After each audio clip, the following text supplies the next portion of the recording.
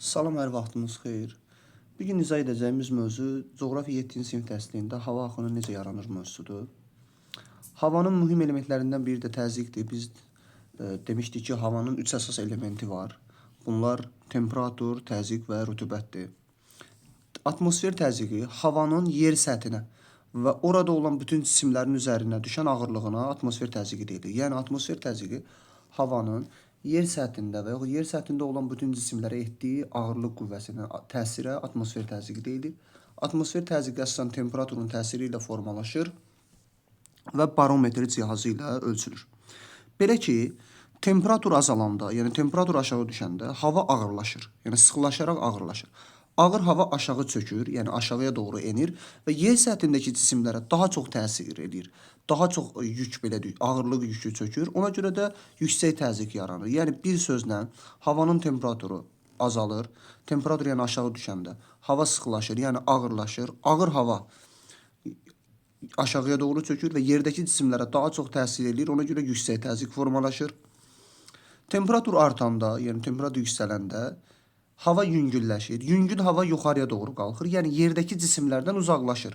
Bu zaman, yəni yerdən uzaqlaşdığına görə yer səthinə daha az təsir edir və buna görə də alçaq təzyiq yaranır. Yəni bir yüksək təzyiq yaranır, bir də alçaq təzyiq yaranır. Bir ərazidə təzyiq fərqi varsa, yəni bir ərazidə bir tərəfdə yüksək, bir tərəfdə alçaq təzyiq varsa, havanın yüksək təzyiqdən, baxın burada da hava axınını göstərib, hava axınının yüksək təzyiqdən alçaq təzyiq sahəsinə doğru hərəkətinə deyilir külək. Yəni havanın yüksək təzyiq sahəsindən alçaq təzyiq sahəsinə doğru üfüqi yer dəyişməsinə külək deyilir. Külək yəni əsməyə başladığı yerin istiqamətinə görə adlandırılır. Məsələn, B şəklində burada şimal küləyi, həmçinin əgər belə əsirsə şimal-şərq küləyi, belə əsirsə şərq küləyi, yəni bir sözlə külək əsdiyi istiqamətə görə adlandırılır. Müxtəlif ərazilərdə arasında təzyiq fərqi artdıqca küləyin sürəti və gücü də artır. Yəni təzyiq fərqi nə qədər çoxdursa, külək də bir o qədər sürətli və güclü olur. Küləyin sürətini və gücünü ölçmək üçün Beaufort şkalasından istifadə edir. Beaufort şkalası da 12 ballıq şkaladır. Yəni maksimum 11-12 bal olur və ən güclü küləklər də 11-12 bal gücünə malik olan küləklərdir. Yer kürəsində müxtəlif ərazilərdə həmin yerlərə məxsus küləklər formalaşır ki, bunlara da yerli küləklər deyilir. Və bu regiondan regiona fərqli dəyişir. Məsələn, ağ yel var, qara yel var.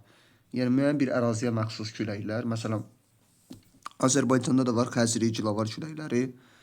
Sahilboyu ərazilərdə quru və suyun temperaturu gün ərzində dəyişməsi nəticəsində gecə və gündüz brizləri yaranır. Briz yəni sahil, sutkalıq küləklərdir. Bu da sahilboyu, yəni dənizlə quru arasında olan təzyiq fərqindən yaranır. Gəlin bunu izah edək. Deməli, burada yəni Y şəklində quru ərazi göstərilib. Bir quru ərazi göstərilib və bir də dəniz göstərilib. Əvvəlcə gəlin gündüz vaxtını nəzərə yetirək. Deməli, gündüz vaxtı temperatur yüksəlir, temperaturu çoxalır. Temperaturu çoxalanda biz demişdik ki, hava yüngülləşir. Yüngül hava yuxarıya doğru qalxır, çünki bir yerdən uzaqlaşır.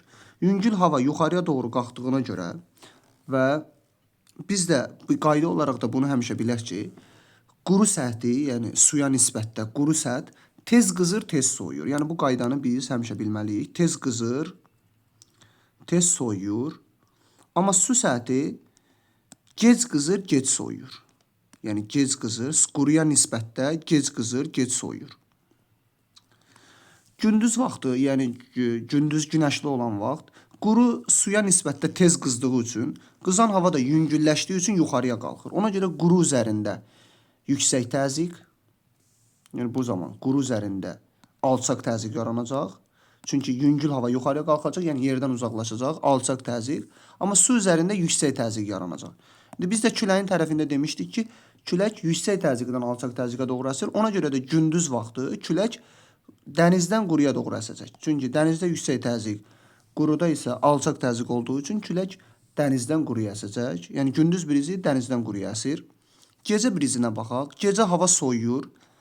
Biz dedik ki, quru suya nisbətdə daha tez soyuyur. Əgər quru daha tez soyuyursa, soyuyan hava ağırlaşır. Ağırlaşan hava aşağı çökür. yerə daha çox ağırlıq qüvvəsi belə deyə təsir edir. Bu zaman quruda yaranacaq yüksək təzyiq, suda yaranacaq alçaq təzyiq. Bu zaman da külək yüksək təzyiqdən alçaq təzyiqə doğru, yəni qurudan suya doğru əsəcək. Bu da olacaq gecə brizi. Küləklər yalnız lokal, yəni bir əraziyə məxsus deyil, həm də regional miqyasda da əmələ gələ bilər. Böyük quru sahəsi, yəni qitə ilə okean arasında təzyiq fərqinə görə musson küləkləri yaranır. Musson küləkləri də yay və qış mussonu olmaqla iki qrupa bölünür. Burada da yenə quru ilə, böyük quru parçası ilə okean arasında əsən küləklərdir musson küləkləri. Gəlin yay vaxtı üçün fikirləşək. Deməli, yay ayında quru səth daha tez qızır. Yəni suya nisbətdə tez qızır. Tez qızdığı üçün, çünki yay isti olur, tez qızdığı üçün qızan hava yüngülləşir və yuxarıya doğru qalxır. Bu zaman quruda alçaq təzyiq yaranır. Çünki hava yuxarıya doğru qalxdığı üçün bir yerdən uzaqlaşır, alçaq təzyiq. Suda isə əksinə yüksək təzyiq yaranır. Yəni tam onun əksi. Bu zaman külək yüksəkdən alçağa, yəni dənizdən quruya doğru gəlir.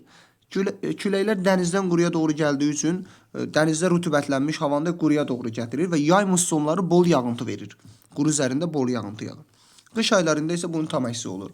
Belə ki, qış aylarında quru suya nisbətdə tez soyuyur. Tez soyuduğu üçün ağır hava aşağı çökür, yəni yerdə yüksək təzyiq yaranır quruda. Amma suda bunun tam əksi alçaq təzyiq yaranır.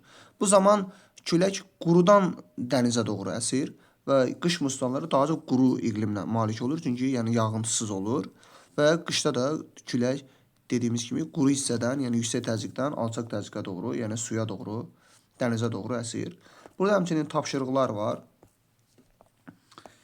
Birinci şəkildə, yəni birinci fəaliyyət hissəsində birinci sualda deyir ki, A şəklindən sonra sualları cavablandırın. Yüksək və alçaq təzyiq sahəsi arasında fərqi izah edin. Bunu dedik. Yüksək təzyiq, temperatur aşağı düşəndə hava ağırlaşır. Ağırlaşan hava aşağıya doğru hərəkət edir və daha çox yerə təsir edir. Yerdəki cisimlərə təsir edir. Ona görə yüksək təzyiq yaranır. Alçaq təzyiq isə temperatur artanda hava yüngülləşir. Yüngül hava yuxarı doğru qalxır və alçaq təzyiqi formalaşdırır. Nə üçün hava yüksək təzyiq sahəsindən alçaq təzyiq sahəsinə doğru hərəkət edir? Çünki belə deyək, yəni burada bir şəkildə də göründüyü kimi yüksək təzyiqdə hava aşağıya doğru çökür. Alçaq təzyiqdə yuxarıya doğru qalxdığına görə burada hava boşluğu yaranır da sanki. Ona görə yüksəkdən alçağa doğru bir hava axını başlayır hərəkət eləməyə. Buna görə də hava yüksək təzyiqdən alçaq təzyiqə doğru hərəkət edir. İkinci sualda küləkləri cədvəldə verilən istiqamətlərə görə adlandırın. Birincisi cənub-qərb küləkləridir. İkincisi şimal-qərb küləkləri və üçüncüsü də şərq küləyi adlanır. Çünki şərq tərəfdən əsir, ona görə şərq küləyidir. C xəritəsində küləklərin əsdiyi istiqaməti verilmişdir. Xəritəsindən sualları cavablandırın. Məntəqələrin təzyiqini necə müəyyən etmək olar? Buradan fikir versək, küləklər 3-cü məntəqədən 1 və 2-ci məntəqəyə doğru əsir. Əgər külək 3-dən 1-ə əsirsə, deməli 3-də yüksək təzyiq, 1-də də alçaq təzyiqdir. Əgər külək 3-dən 2-yə əsirsə, deməli 3-də yüksək təzyiq, 2-də alçaq təzyiqdir. İstiqamətlərinə görə küləkləri adlandırın. 3-də göstərilən külək cənub-şərq küləyi, 2-də göstərilən külək isə cənub-qərb küləyidir. Yəni cənub-qərbdən əsir. Y şəklindən əsasən sualları cavablandırın. Gündüz və gecə vaxtı hava axınlarının istiqamətini müəyyən edin. Bunu dedik, yəni bu brizlərdən danışır. Gündüz brizi dənizdən quruya, gecə brizi isə qurudan dənizə əsir. Nə üçün günün müxtəlif vaxtlarında küləyin istiqaməti fərqlidir? Bu təzyiq fərqindən yaranır. Bunu da izah elədik. Küləyin istiqamətinin dəyişməsi quruya necə təsir göstərə bilər? Əlbəttə ki, dənizdən əsən küləklər, yəni dənizdən rütubətli havanın quruya doğru hərəkət etməsinə səbəb olur. F şəklində təsvir olunan yay və qış mussonları bir-birindən necə fərqlənir? Yay mussonları okeandan quruya, qış mussonları isə qurudan, yəni qitədən okeana doğru əsirlər. Y və F şəkillərində küləklərin oxşar və fərqli cəhətlərini müəyyən edir. Yəni hər ikisində dənizlə, belə deyək, okean və ya su hissəsi ilə quru hissəsi arasında təzyiq fərqindən yaranır. C şəklində səhifə 5-də təsvir olunan tornado fəlakətinin baş verdiyi ərazidir. Şəkli təhlil edilir, küləyin sürəti və gücünü D şəklindəki Beaufort şkalasından sizə müəyyən edin.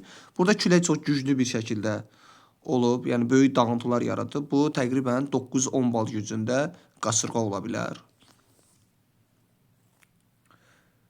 Yəni ən uyğun ona düşür. Güclü qasırğada isə tamamilə böyük dağıntılar olur. İndi burada da dağıntılar çoxdur, ona görə 9-10 bal gücündə olan qasırğalara aid etmək olar.